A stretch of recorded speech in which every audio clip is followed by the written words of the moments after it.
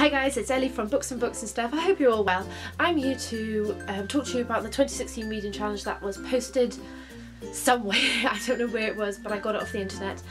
And I'm going to tell you how well I've been doing and what I've done so far. I've got a piece of paper down here for me to glance at, so I apologise if I'm not looking at the camera.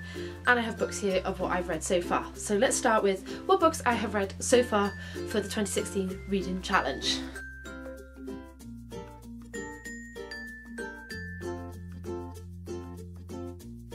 This part of the challenge is a bit of a cheat, okay?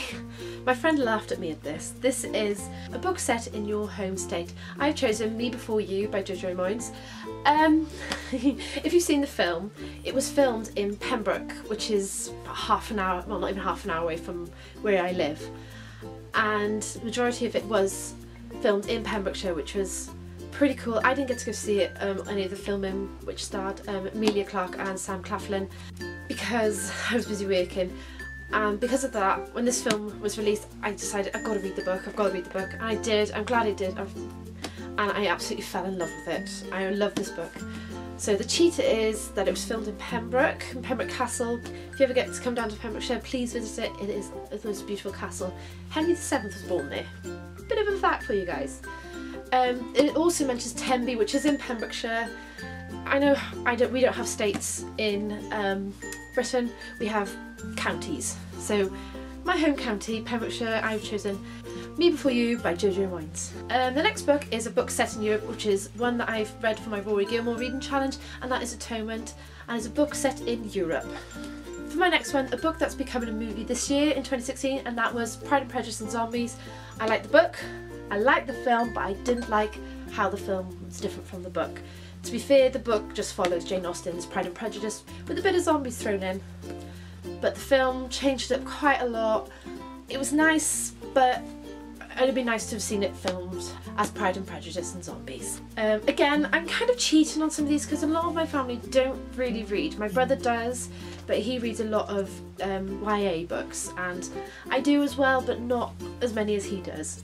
So the next one is a book recommended by a family member. I've chosen a book recommended by a friend because my best friend Rhiannon is a family member to me, you know, she's always there for me, and she recommended Room by Emma O'Donoghue, and I'm glad she did because this book was absolutely incredible. Written from the point of view of Jack, and I loved it, and I loved the film. It's really a fab read.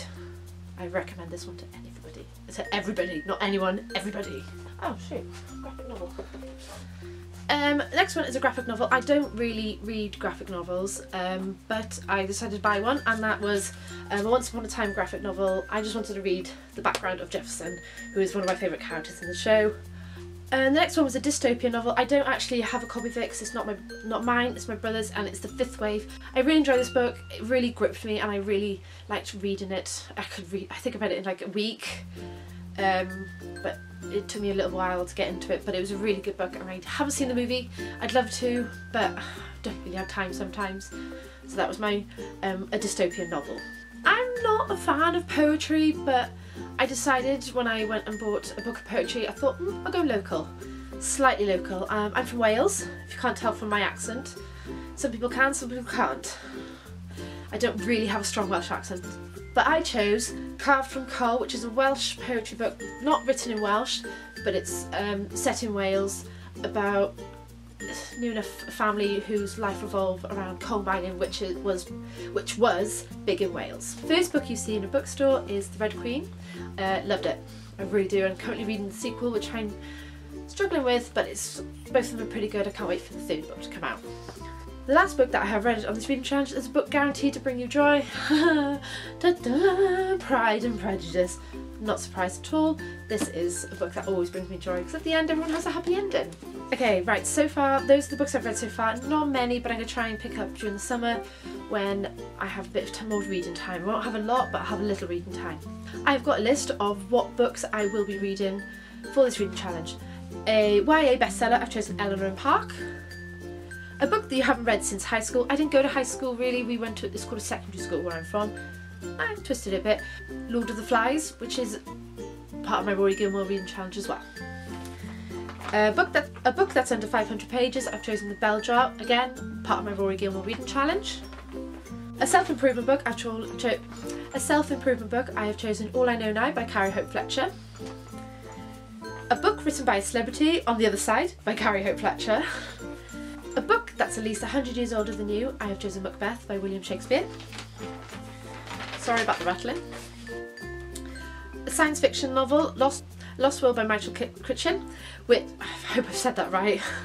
I've already read Jurassic Park and that took me a couple of days to read, so hopefully I'll get through Lost World pretty quickly. A book from Oprah's book club. We don't really follow Oprah's book club here, we have Richard and Judy. Yay. I have chosen As I Lay Dying by William Faulkner, again for my Rory Gilmore reading challenge. A book about a road trip, I have chosen On the Road. And that's it, guys. So I hope I caught you up on my 2016 reading challenge. I hope to be a little bit better about this and vlogging. Very unlikely. I'm currently busy with work. We have got just over a week. We've got 10 days left in work. If you work in a school or know people who work in a school, you'll understand how tiring it becomes near the end of term. I am really tired at the moment. I am exhausted. So guys, I really hope to vlog a bit more in the summer, but I have my brother who is autistic, but he doesn't like to be filmed, so it would be very unlikely I do a lot of vlogging. So I hope you guys are all well. If you've got any questions, comments or concerns about my 2016 reading challenge, pop a comment down below, and don't forget to subscribe to my YouTube channel, and I hope you guys are all well. Take care, bye.